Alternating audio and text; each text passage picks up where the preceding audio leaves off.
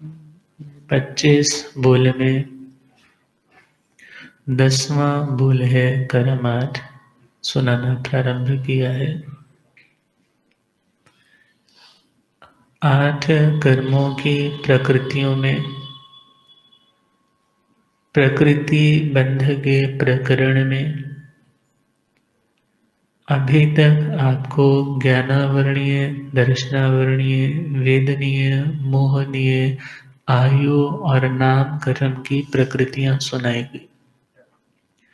ये टोटल 48 भेद बनेंगे टोटल। आज हम बात करेंगे गोत्र कर्म पे। गोत्र दुनिया में तो गोत्र बोल देते हैं कि तू कौन सी गोत्र का है, तुम्हारा गोत्र कौन सा है।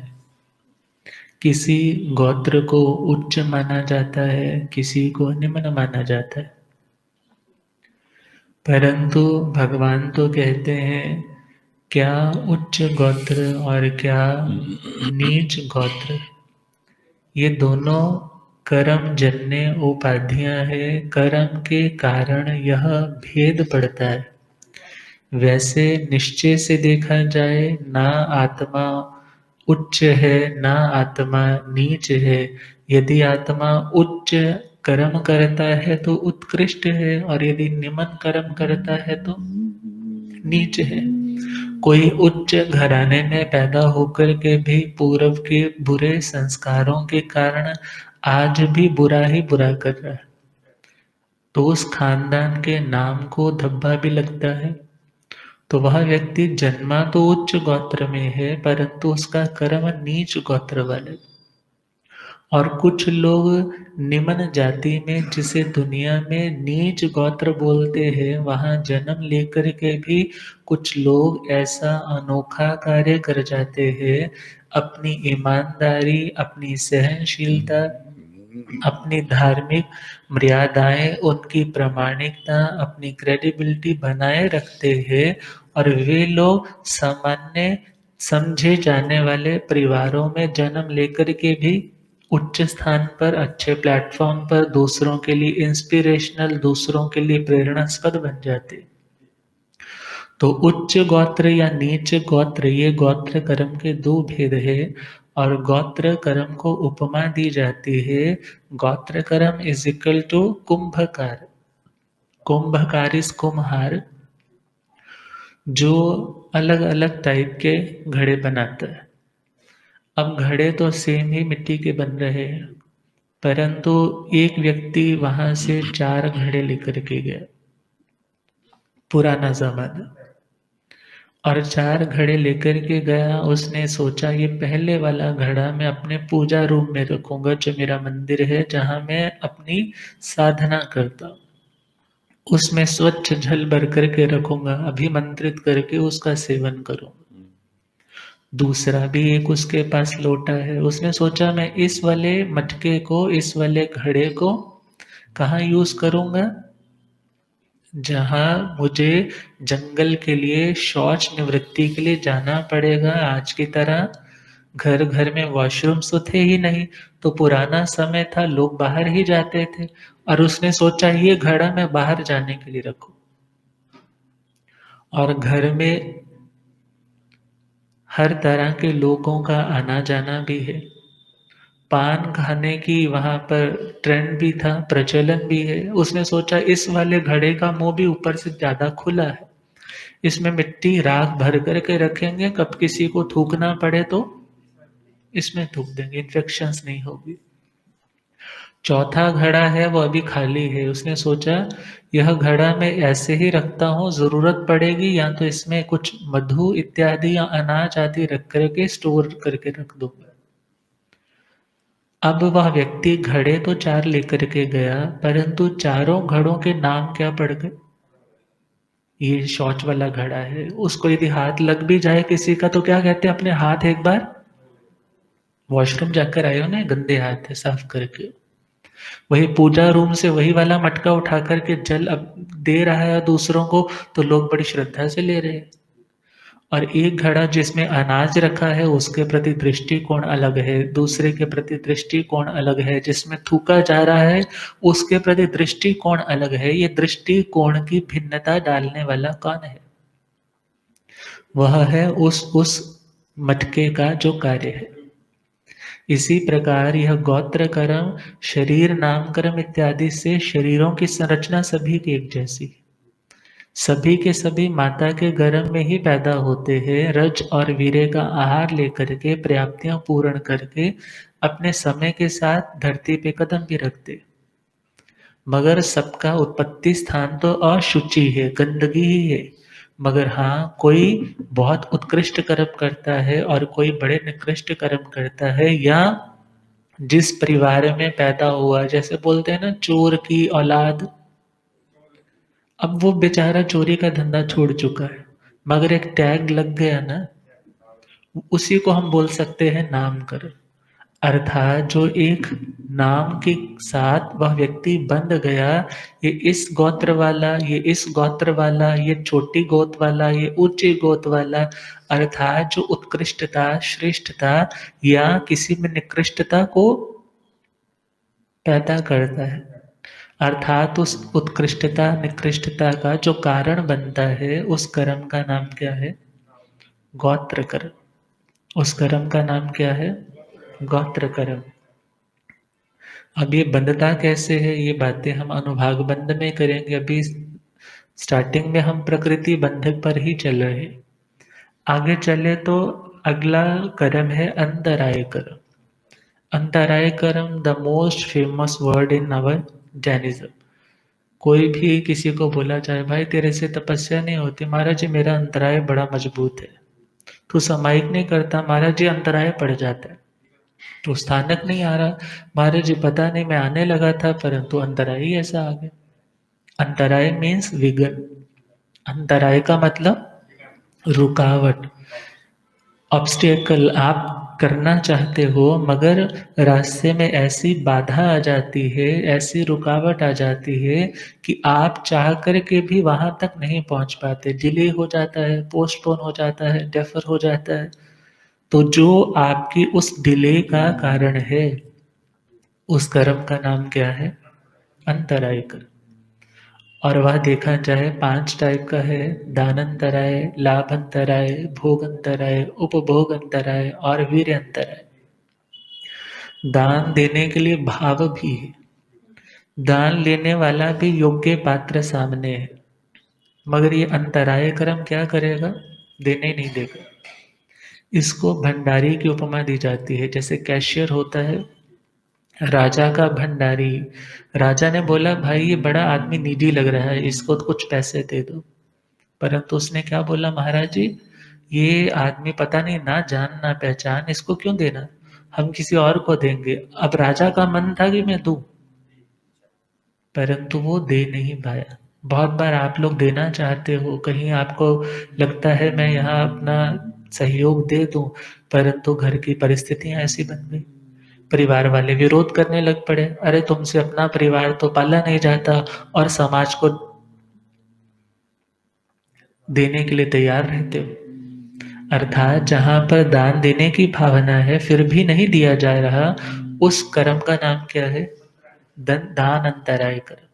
लाभ अंतराय कर्म, लाभ का मतलब है प्रॉफिट, क्रेडिट होना।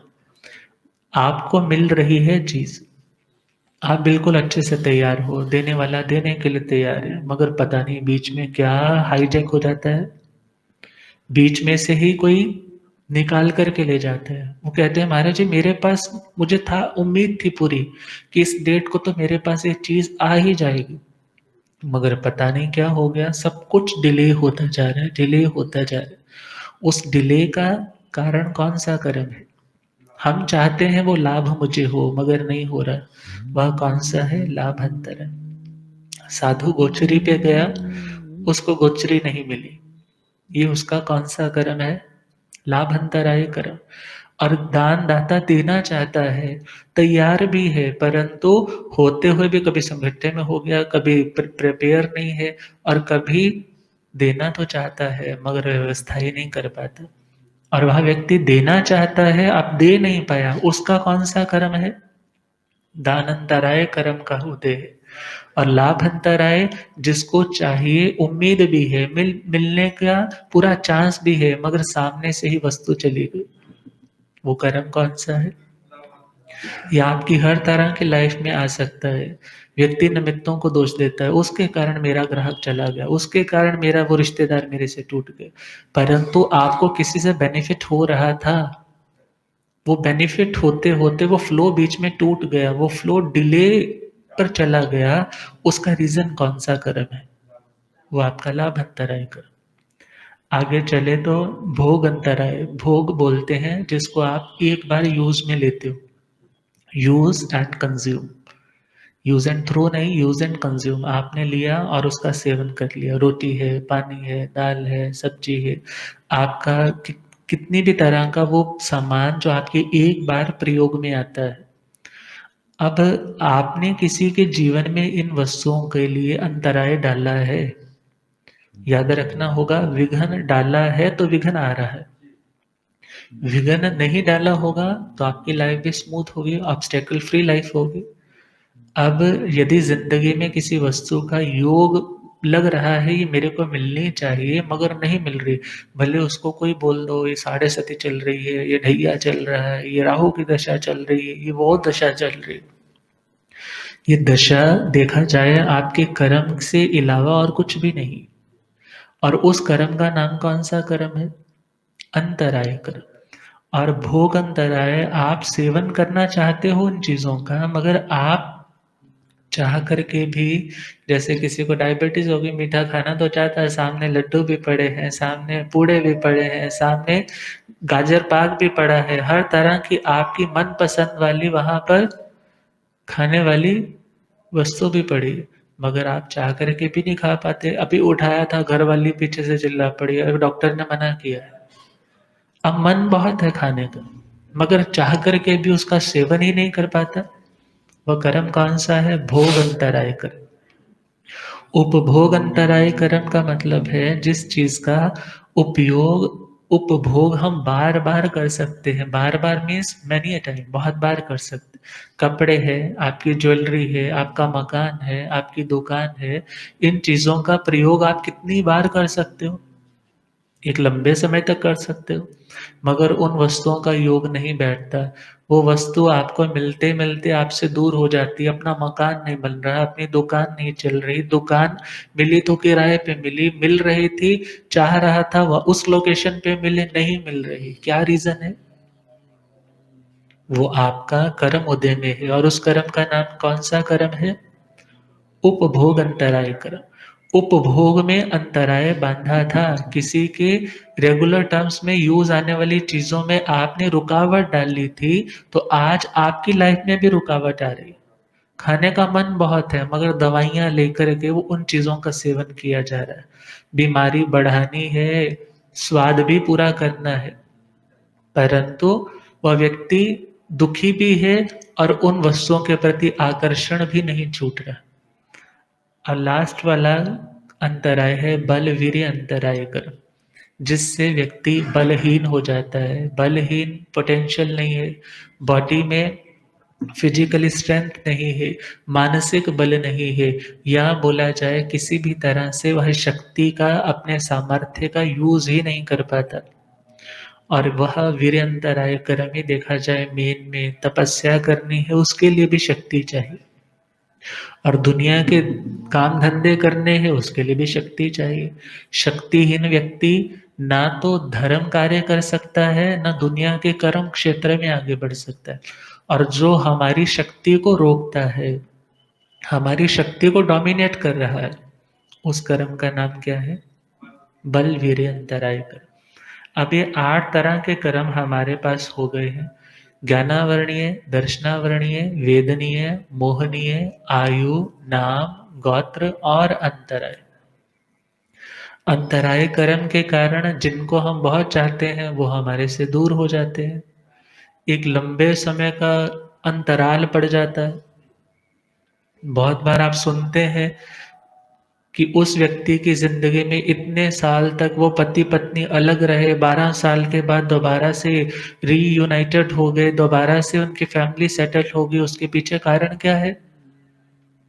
उनका अंतराय कर्म किसी की ज़िंदगी में यूँ ही भड़का कर के दूर किया होगा और आज ज़िंदगी में वो अंतराय कर्म आया, वो मिसअंडरस्टैंडिंग बढ़ने लग पड़ी। अब विचार करना है किसी की भी ज़िंदगी में इंटरफेयर करना या किसी के बनते हुए सुखों को बिगाड़ना या ऐसे जाप, तपस्या इत्यादि करना जिससे आप दूसरे का भला नहीं बल्कि बुरा चाहते हो। उसकी ज़िंदगी में बनने वाले सुखों में रुकावट डालना चाहते हो। आज हो सकता है वो व्यक्ति बड़ा पावरफुल लग रहा है, परंतु कर्म किसी को नहीं छोड़ते। आज बड़ा लगने वाला व्यक्ति, आज बड़ा शक्तिशाली, पावरफुल लगने वाला व्यक्ति भी कर्म के जब अधीन होता है तो वही पावरलेस हो जाता है। दीनहीन हो जाता है, दर-दर मारे-मारे फिरता है कि मेरी कोई हेल्प करे, मेरे को कोई प्रोटेक्ट करे, परंतु उसकी प्रोटेक्शन करने वाला कोई नहीं होता। अब हम चले, यह तो हुआ प्रकृति बंध, दूसरा है स्थिति बंध। स्थिति बंध का मतलब है किसी भी कर्म की मैन्युफैक्चरिंग डेट से लेकर के एक्सपायरी डेट तक की जो लिमिट है उसका नाम है स्थिति बंध। इसी प्रकार हम पहुंच जाएं लड्डुओं के दृष्टांत पर। मोस्टली जब आप कभी बुक्स पढ़ोगे तो आपको लड्डू का दृष्टांत मिलेगा। कहते हैं एक लड्डू तो होता है गैस्ट्रिक प्रॉब्लम से रिलीफ देने वाला, अजवाइन का होगा, सौंफ का होगा।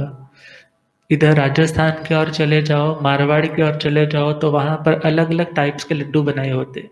महाराज जी ये जोड़ों के दर्दों के लिए लड्डू है, ये सर्दी वाले हैं, ये गर्मी वाले हैं, ये बारिशों में बनते हैं। अब देखा जाए तो अलग-अलग वो लड्डू है, उन अलग-अलग लड्डुओं की अलग-अलग प्रकृति है। प्रकृति मतलब उसका स्वभाव, उनका काम अलग-अलग है। तो यह तो हो गया प्रकृति बंध, अर्थात 8 कर्म है और आठों कर्मों की प्रकृति, उनकी नेचर, उनका कार्य अलग-अलग है।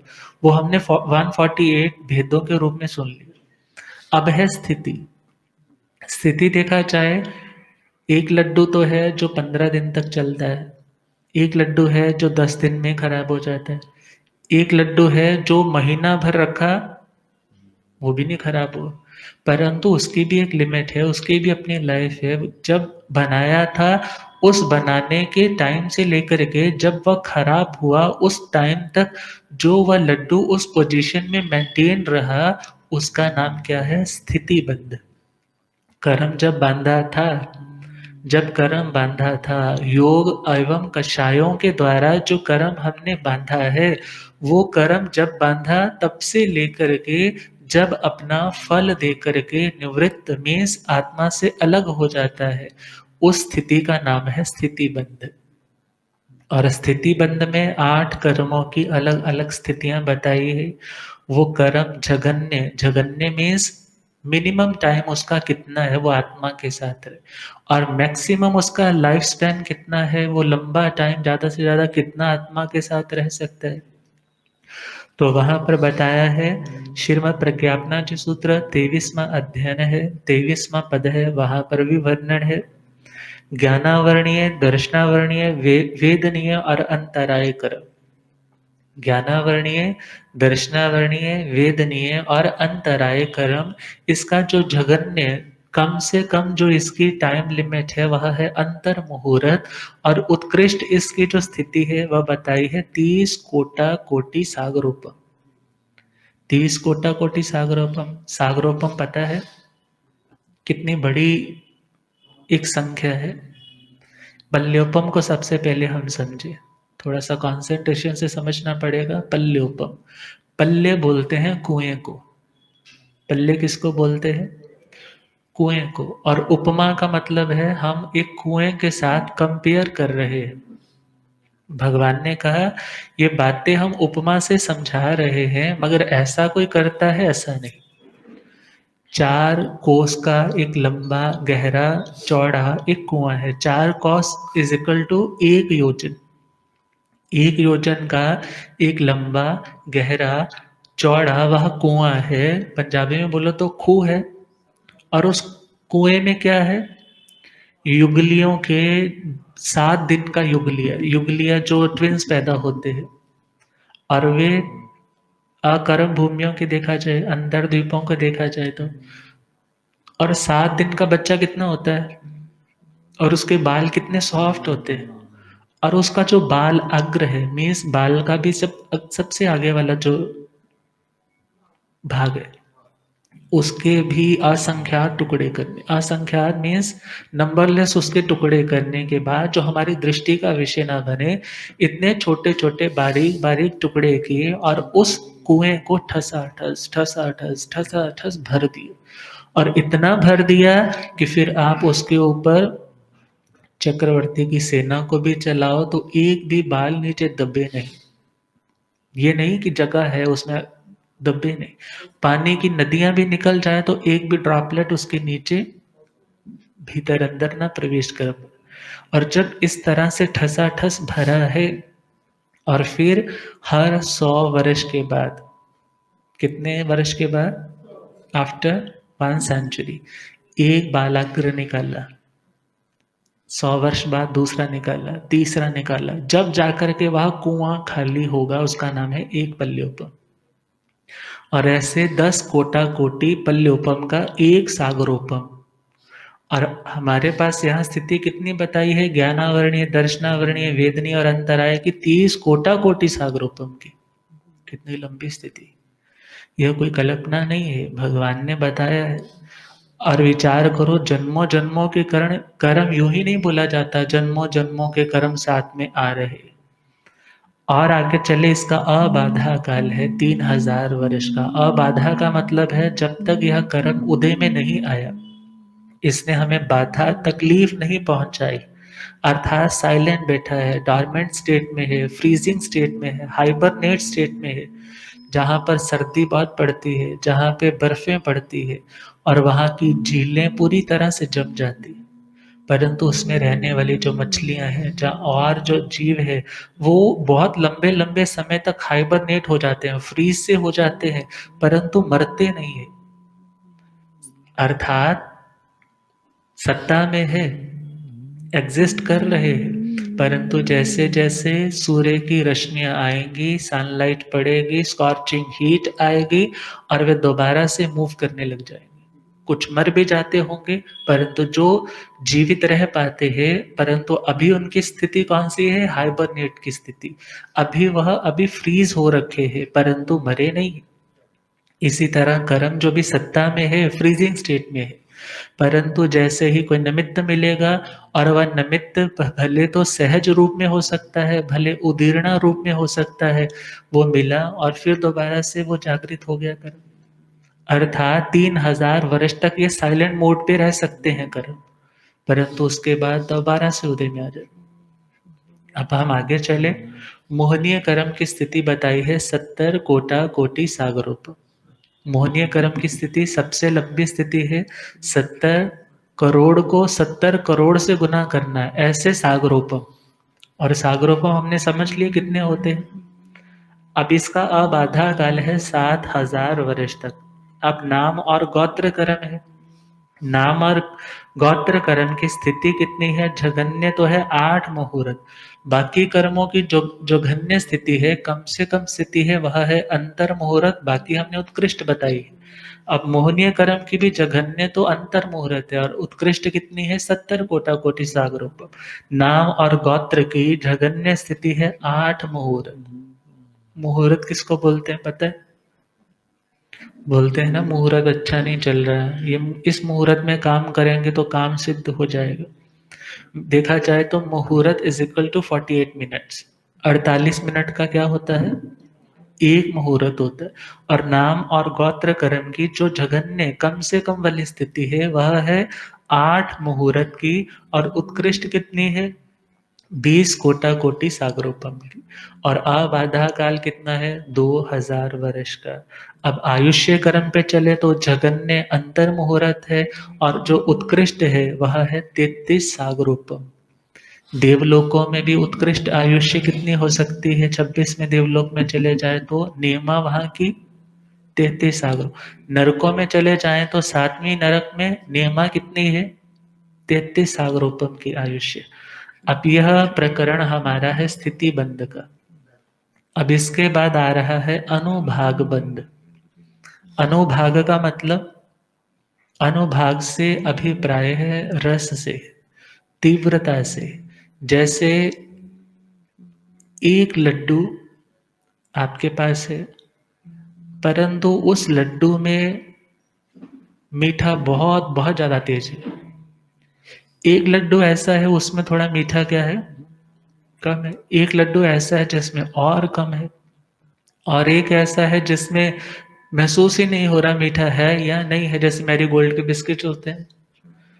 अब हम देखें कि कुछ कोई चीजें तो ऐसी है, जब कभी वो उदय में आते हैं कर्म, हमें बहुत भयानक तकलीफ देते हैं। और कुछ कर्म ऐसे हैं, उदय में तो आए मगर महसूस ही नहीं हुआ कोई तकलीफ हुई। और कई बार जिंदगी में खुशी के लम्हे ऐसे आते हैं, आदमी ओवरवेल्म्ड हो जाता है। उसको लगता है इससे बड़ा तो सुख मेरी जिंदगी में कोई नहीं। और कभी कभी जिंदगी में खुशियों का ढेर लाइन बाय लाइन आ रहा है, मगर लगता है कुछ है ही नहीं। अब ध्यान देना है, एक भूकंप आता है, उसकी फ्रिक्वेंसी होती है बड़ी 9 पॉइंट की, एक है 2 पॉइंट की, एक है 1 पॉइंट की।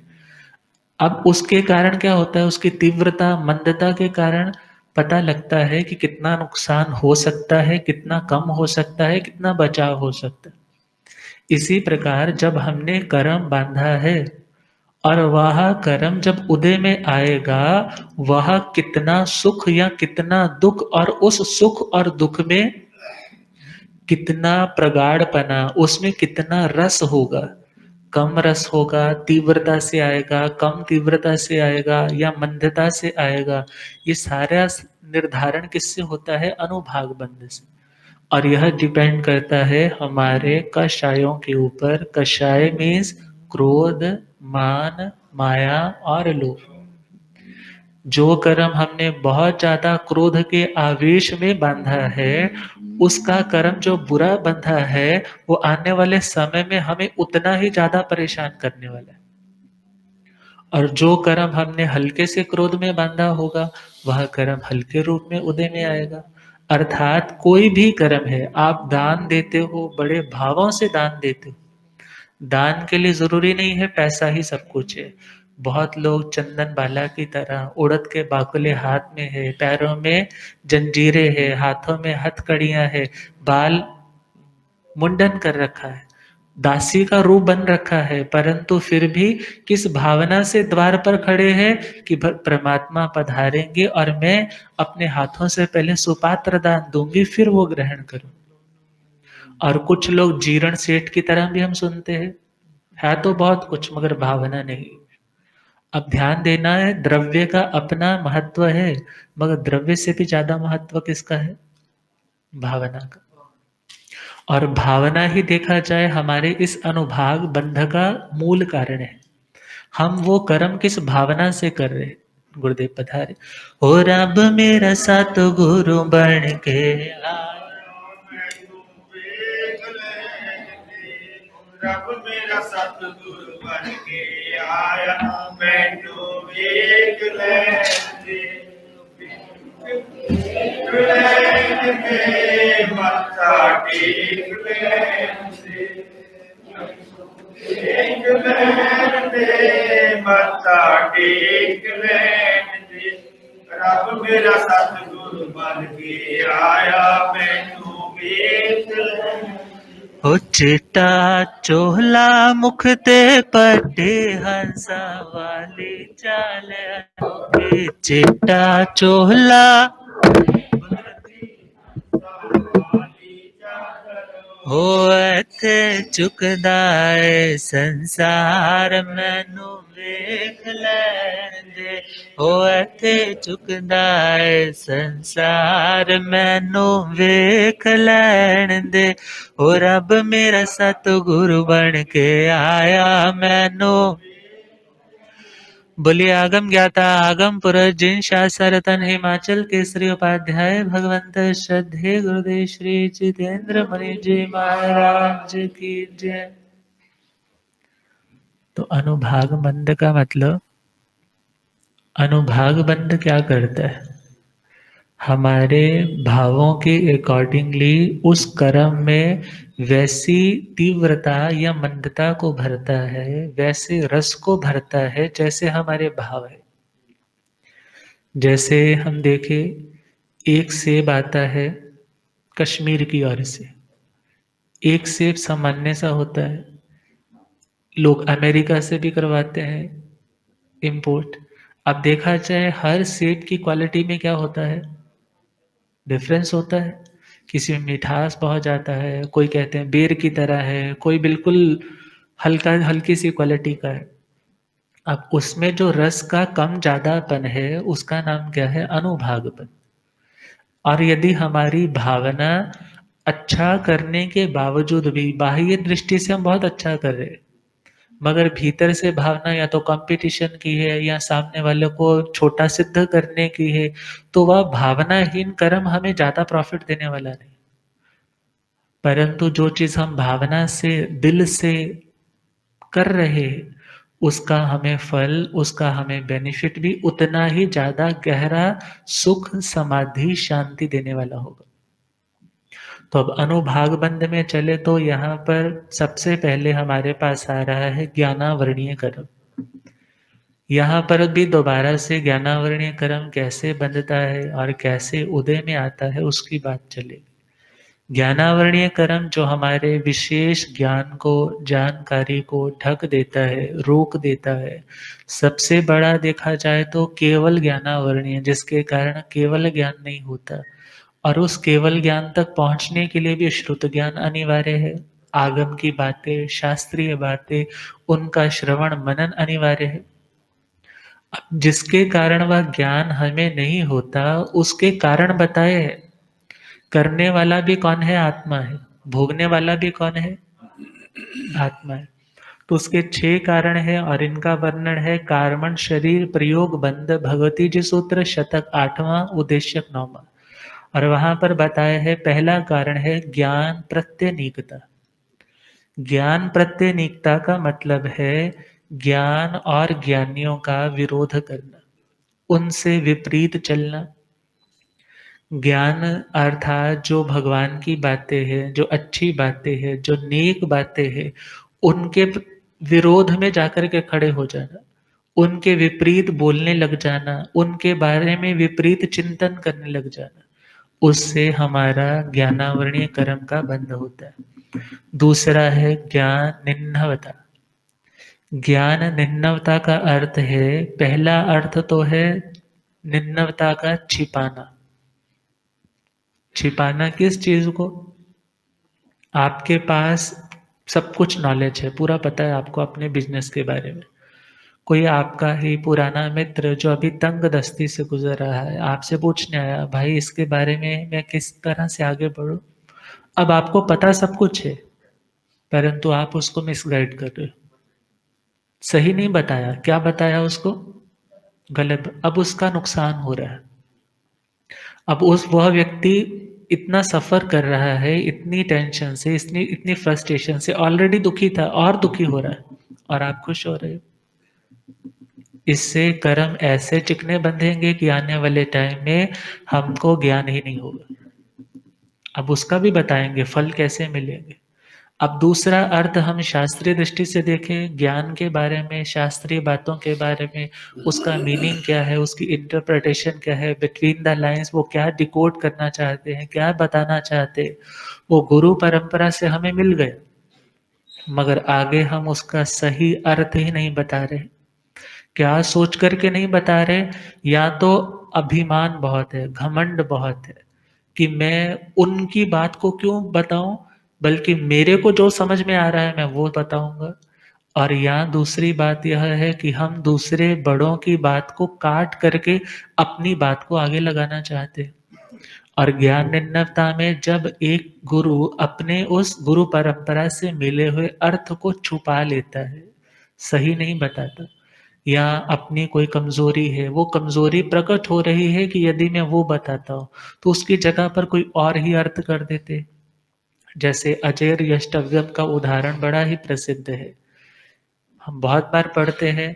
वसु, नारद और परवर ये 3 मित्र थे।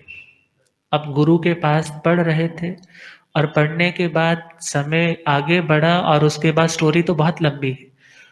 और जब अजैर यष्टव्यम, जब नारद और पर्वत में बात चली, पर्वत क्या पढ़ा रहा था क्लास में कि अजैर यष्टव्यम का मतलब है कि अज अर्थात बकरे से बलि दे करके उससे यज्ञ करना चाहिए।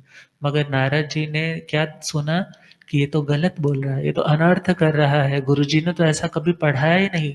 अज का मतलब है जिसमें अब उत्पत्ति की शक्ति नष्ट होगी, न जायते, अर्थात अब जो जन्म नहीं ले सकता, जिसमें फर्टिलिटी नहीं रही, अब उसका नाम है अज। और अज का मतलब है जो पुराने यव है, जो पुराने जौ है, जिसमें अब उत्पत्ति की शक्ति नहीं रही, अर्थात पुराने हो गए, अब उसको बोने जाओगे तो वो पैदा नहीं होगा। अर्थात उन अचित्त से, अर्थात जिनके अंदर अब लाइफ नहीं रही, उनसे यज्ञ करना चाहिए। गुरुजी तो यह बोलते थे, परंतु यह क्या बोल रहा है कि बकरे की बलि देकर के यज्ञ करना चाहिए। और वसु से जाकर के, जब राजा था, उससे जाकर के जब इसके लिए कहा कि तुम इसके बारे में कुछ बोलो, निर्णय दो, तो उन्होंने भी मिश्र भाषा का प्रयोग कर दिया कि कभी गुरुजी ये अर्थ करते थे, कभी गुरुजी ये अर्थ करते थे, और उसके कारण परूपणा भी गलत कर दी और उनकी गति भी बिगड़ गई। अर्थात अर्थ का अनर्थ करना, मीनिंग कुछ निकल रहा है परंतु उस मीनिंग को क्या कर लेना, हाइड कर लेना, छुपा लेना। और आगे बढ़े तो निम्नता का अर्थ होता है बताना ही नहीं, छुपा ही लेना, जो अर्थ है वो बताना ही नहीं। और आगे चले तो निम्नता का अर्थ है जिस गुरु से आपने ज्ञान सीखा, जिसकी बदौलत आपकी जिंदगी में आज खुशी है, आपको एक दिशा निर्देशन मिला, परंतु वो ज़्यादा पॉपुलर नहीं है, वो फेमस नहीं है, उनका नाम इतना नहीं है। और लोगों ने पूछा भाई तुम तो इतने लायक हो, तुम्हारी तो जिंदगी में इतना कुछ हमने देखा है, ये किसकी बदौलत है, ये किसकी कृपा है? तो वह व्यक्ति क्या करता है, किसी बड़े से गुरु का जिसका नाम बड़ा चल रहा है ना, उसका नाम ले देता है कि मेरे को तो उन्होंने सिखाया है, ये सब उन्हीं की कृपा है। तो याद रखना, जो अपने विद्यादाता, शिक्षादाता, गुरु का भी नाम छिपाता है, वह भी ज्ञानावरणीय कर्म का बंधन करता है। और ज्ञानावरणीय का बंधन होने के कारण आने वाले टाइम में पढ़ना चाहे, सीखना चाहे, सीख ही नहीं पाता, दिमागी डल हो जाता है। अब और आगे बढ़े तो आगे है ज्ञान अंतराय। ज्ञान अंतराय, कोई ज्ञान सीख रहा है, कोई पढ़ रहा है, बीच में जाके इंटरप्ट कर दिया, फ्लो बना हुआ है। या बहुत बार देखा होगा, कोई पढ़ रहा है तो ऊपर से क्या कर दिया, टीवी लगा दिया, जोर से आवाज कर दी, स्पीकर से आउटर में लगा करके, जो पढ़ाई के दिन है, बच्चों की पढ़ाई भी नुकसान में जा रही है, परंतु जो व्यक्ति किसी की पढ़ाई में विघ्न डाल रहा है, वह कर्म कौन सा है, ज्ञान अंतराय। पढ़ रहा है, पढ़ने दो, जो काम आप स्वयं कर सकते हो अपने कंधों पर ले लो उसकी जिम्मेदारी। ये नहीं वो पढ़ने बैठा था अभी, अच्छा बेटा जाकर के ये लिया, अच्छा ये लिया, वो वहां से वो सामान लिया, ये भी तो अंतराय है। परंतु ये अंतराय विशेष कब होता है, जब व्यक्ति अध्यात्म के लिए आगे प्रोग्रेस करना चाहता है, बढ़ना चाहता है, मगर आप जानबूझ करके उसको विघ्न डाल रहे हैं। और यहाँ अनजाने में भी विघ्न डाले जाते हैं। हाँ, कोई मजबूरी है, आपकी भावना भी शुद्ध है, तो वहां पर हम ऐसा अंतराय कर्म नहीं बोलेंगे कि वो अंतराय बांध रहा है। परंतु हाँ, जहाँ बचा जा सके, किसी की अध्ययन में, स्टडी में विघ्न ना पड़े, हमें हेल्प करनी चाहिए। आगे बढ़े तो ज्ञान प्रद्वेष। प्रद्वेष मीन्स, प्रकर्ष मीन्स भीतर से द्वेष की भावना। द्वेष मतलब चित्त की ऐसी मलिन अवस्था जिससे हम ईर्ष्या की कैटेगरी में आगे बढ़ जाते हैं। और जब ईर्ष्यालु हो जाते हैं, फिर प्रैक्टिकली लाइफ में भी हम कुछ भी करने को तैयार हो जाते हैं। उसको मरवाना है, उसको उठाना है, उसके लिए ये करना है, वो करना है, बस मेरी जिंदगी से वो दूर हो जाए, वो कांटा है निकल जाए। और यह भावना जो ज्ञानियों के प्रति एक आदमी में अपने अज्ञान के कारण पैदा हुई है, वह व्यक्ति भी ज्ञानावरणीय कर्म का बंध करता है। ज्ञान प्रद्वेष। कभी गुरु की बात अच्छी नहीं लगी, 4 लोगों में उन्होंने आपको डाँट दिया और मन में क्या आ गया? द्वेष की भावना आ गई, मन मलिन होने लग पड़ा और गुरु के प्रति भी मन में अच्छे ख़्याल नहीं, नेगेटिव वाइब्रेशंस आने लग पड़ी, नेगेटिव थिंकिंग आने लग पड़ी। बड़े-बुज़ुर्ग अच्छे के लिए बोल रहे थे, मगर उनके प्रति भी मन में क्या आने लग पड़ा? भगवान तो कहते हैं ना तो अपने से द्वेष करे, ना अपने धर्माचार्य से द्वेष करे। बुद्धो वघाई ना सिया अर्थात अपने शिक्षादाता गुरु भगवंतों का घात करने की कभी ना सोचे। परंतु जब मन में द्वेष उत्पन्न होता है, तो सुनते हैं ना जमाली की तरह, गौशाले की तरह किस तरह आकर के भगवान की आशाधना करता है। वो अगला पॉइंट आ रहा है। तो जहाँ पर प्रद्वेष आता है वहाँ क्या सोचे? गुरु चिढ़के तो मीठा लागे, मारे तो लागे प्यारा, ठंडे तत्ते पानी वांगू तप्त बुझावन हारा। यदि बड़े कुछ बोलते भी हैं, यदि गर्म पानी आग पर डालो तो भी आग बुझ जाती है, ठंडा पानी डालो तो भी आग बुझ जाती है। और बड़े यदि कुछ हमें समझा रहे हैं, भगवान की बातें यदि हमें हो सकता है हमें नहीं अच्छी लग रही, कारण सत्संग पता किसके समान होता है? पुराने टाइम में साइकिल ही होते थे सबके पास और उस साइकिल में ट्यूब होती थी एक, और जब कभी चलते चलते वो टायर नीचे दबने लग जाता तो क्या सोचते अब टायर में क्या हो गया? पंचर हो गया। और पहुंच जाते और वो सबसे पहले क्या करता साइकिल वाला? वो खोल करके उसमें हवा भरता और हवा भरने के बाद उसके पास एक पानी वाला एक बड़ा सा तसला रखा होता, टब रखा होता और उसमें चेक करता जहाँ जहाँ जहाँ जहाँ अब हाँ यहाँ पर बबल्स बनने लग पड़े, उसको क्या लगता है यहाँ पे क्या है? पंचर, जहाँ पर सुराख है। अब इसी प्रकार जब हम कोई ज्ञान की बातें सुनते हैं तो हमें खुद को महसूस होता है मेरे में कमी यहाँ पर है, परंतु वो एक्सेप्ट नहीं हो रही। अब एक्सेप्ट नहीं हो रही तो हो सकता है द्वेष भी आ जाए, महाराज जी तो मुझे ही पॉइंट आउट करके बोल रहे। अब उनके प्रति ही मन में अश्रद्धा, अरुचि, द्वेष की भावना आ जाती। मगर भगवान कहते हैं ज्ञानियों से द्वेष करोगे तो आपकी आत्मा ज्ञानावरणीय कर्म का बंधन करेगा। अगला 5वां कारण है ज्ञान अत्यासाधना। ज्ञान, ज्ञानी, ज्ञान के उपकरण, साधन, उनकी अति आसाधना। आसाधना का मतलब है उनकी अवज्ञा, उनका तिरस्कार, उनकी हीलना, उनके प्रति बड़ी हल्की बुद्धि। अरे ये क्या जानते हैं, हमने तो इतनी इतनी बड़ी बड़ी डिग्रीज ले रखी है, मैंने तो पीएचडी कर रखी है, मैंने डॉक्टरेट कर रखी है, मैं सीए हूँ, मैं एमडी डॉक्टर हूँ, मैं ये हूँ, मैं मेरे तो इतने क्लाइंट है, मैं यही हूँ। परंतु ध्यान रखना है यह दुनिया की डिग्रियां आत्म उद्धार में सहयोगी तभी बनेंगी यदि सम्यक दर्शन मिलेगा। अदरवाइज ये डिग्रियां हमारी अवनति का ही कारण बन जाएंगी यदि हमारा दृष्टिकोण ठीक नहीं। और भगवान कहते हैं यदि ज्ञान, ज्ञानियों की असाधना, किताबें हैं, गुस्सा आया जोर से मारी, अब कौन सा कर्म बन गया? ज्ञानावरणीय कर्म। पढ़ना चाहता है परंतु पढ़ने के साधन उपलब्ध नहीं हो रहे, पढ़ाने वाला नहीं मिल रहा, कभी खुद बीमार है, कभी पढ़ाने वाला बीमार है। अब ज्ञान की, ज्ञानियों की यदि हम असाधना, अवज्ञा करते हैं, जिनसे ज्ञान सीखा है, सीख रहे हैं, उनके उल्टे सीधे नाम रख देते हैं। जब कभी बोलते हैं तो कितनी डिसरिस्पेक्ट के साथ बोलते हैं, उनके नाम ऐसे रखे होते हैं, फिर बोलते हैं हमारी शिक्षा, हमें ज्ञान क्यों नहीं हो रहा? अरे डिग्री लेना अलग बात है और उस ज्ञान को पचाना, उसको आचरण में ट्रांसलेट करना ये अलग बात है। वो आज के टाइम में ट्रांसलेट इसीलिए नहीं हो रहा क्योंकि आज पैसे पर ज्ञान बिक रहा है और उस ज्ञान के प्रति श्रद्धा नहीं, सिखाने वाले पर श्रद्धा नहीं, सिखाने वाले के प्रति प्रेम नहीं।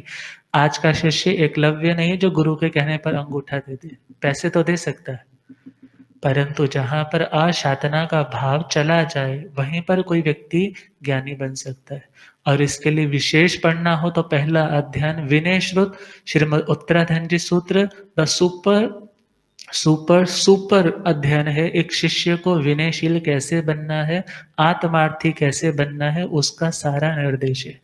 अब छठा कारण है ज्ञान विसंवाद योग, अर्थात ज्ञान से विरुद्ध। विसंवाद का मतलब है असमान दृष्टिकोण रखना।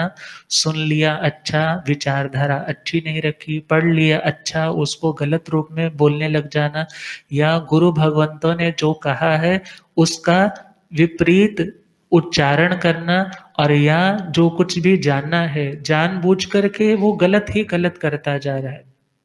अर्थात केवल ज्ञान नहीं होता, केवल दर्शन नहीं होता या श्रुत ज्ञान नहीं होता, अवधि ज्ञान नहीं होता। आज कौन सा केवल ज्ञानी हमें ला करके दिखाओ। इस प्रकार की जो चैलेंजिंग बातें हैं, जिससे उस ज्ञान का विरोध हो, इससे भी कौन सा कर्म बनता है? ज्ञानावरणीय कर्म बनता है।